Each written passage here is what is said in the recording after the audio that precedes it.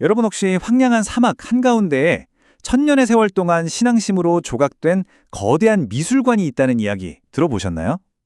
오늘 이 시간에는 예술과 종교, 그리고 그 전설적인 실크로드가 어떻게 만나서 이 어마어마한 걸작을 만들어냈는지 그 비밀 속으로 한번 들어가 보려고 합니다. 아니 근데 정말 궁금하지 않으세요? 어떻게 이렇게 세계적인 예술 작품으로 가득 찬 갤러리가 하필이면 아무것도 없는 사막 한가운데에 생겨났을까요? 그 시작은 아주 험난했지만 위대한 여정에서 비롯됐는데요. 저와 함께 그 길을 한번 따라가 보시죠. 근데 모든 이야기의 시작은 바로 실크로드입니다. 사실 이름만 들으면 되게 낭만적으로 느껴지잖아요. 하지만 당시 이 길을 건넌다는 건 정말 말 그대로 목숨을 건 엄청난 도전이었습니다. 우리가 흔히 말하는 실크로드 있잖아요. 이게 사실은 기원전 2세기 한나라의 사신이었던 장건이 서역으로 떠나면서 공식적으로 열리게 된 길입니다. 이 한 사람의 험난한 여정이 동과 서를 잇는 거대한 네트워크의 출발점이 된 거죠. 장건의 여정은 정말 한 편의 영화 같아요. 동맹을 맺으러 떠났다가 적대 부족에게 붙잡혀서 포로 생활을 했는데 그게 무려 10년이 넘었습니다. 보통 사람 같으면 포기했을 텐데 그는 끝내 탈출해서 서역의 아주 귀중한 정보들을 가지고 돌아왔거든요. 그리고 바로 이 정보가 동서양 교류의 역사를 완전히 바꿔놓게 됩니다. 한번 상상해 보세요. 눈앞엔 끝도 없는 사막이 펼쳐져 있고 밤에는 살을 내는 추위가 찾아오고 언제 어디서 도적이 나타날지 모르는 그런 길을 걷는다고요? 이런 극한의 상황 속에서 상인들은 물론이고 특히 깨달음을 찾아 길을 나선 승려나 순례자들은 기댈 곳, 즉 영적인 안식처가 정말 간절해질 수밖에 없었겠죠. 그런데 이 실크로드가요, 그냥 물건만 오고 가는 길이 아니었습니다.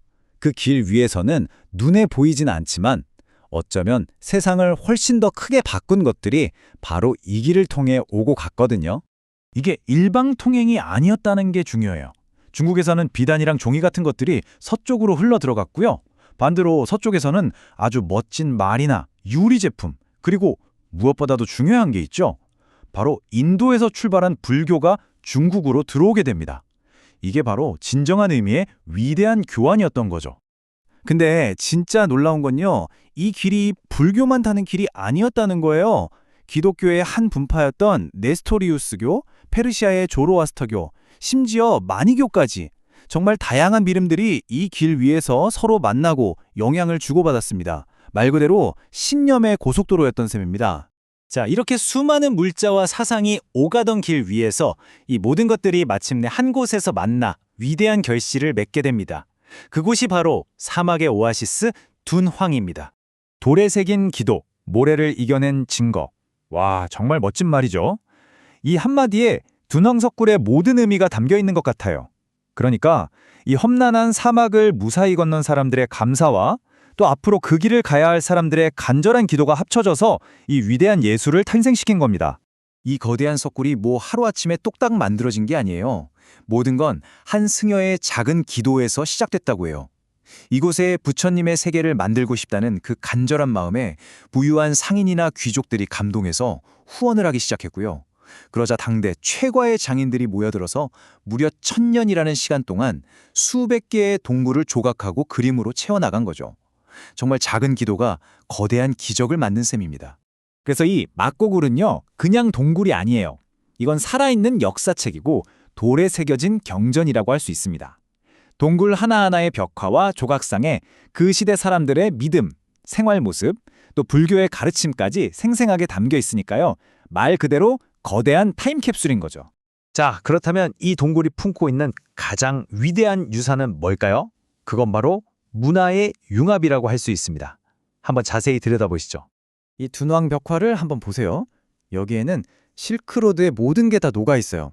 예를 들어 부처님의 모습에서는 인도의 영향이 보이고요. 또 저기 인물들이 입은 옷의 화려한 문양, 저건 페르시아 스타일이에요. 그런데 이걸 그려낸 전체적인 화풍은 또 아주 중국적이죠. 동서양의 문화가 이렇게 만나서 하나의 예술 작품으로 완성된 겁니다. 정말 대단하지 않나요? 물론 영원한 건 없겠죠. 시대가 흐르면서 교역의 중심이 바닷길로 옮겨가고 육상 실크로드는 서서히 쇠퇴하게 됩니다. 하지만 그 길 위에서 피어난 이 위대한 신앙과 예술의 흔적만큼은 이 둔왕의 절벽에 고스란히 남아서 천년이 지난 지금도 우리에게 그 찬란했던 시대를 이야기해주고 있습니다.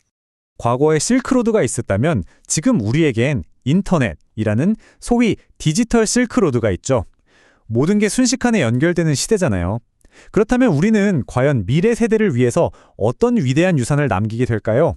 그 답은 어쩌면 우리 각자의 손에 달려 있는지도 모르겠습니다. 오늘 제가 준비한 이야기는 여기까지입니다.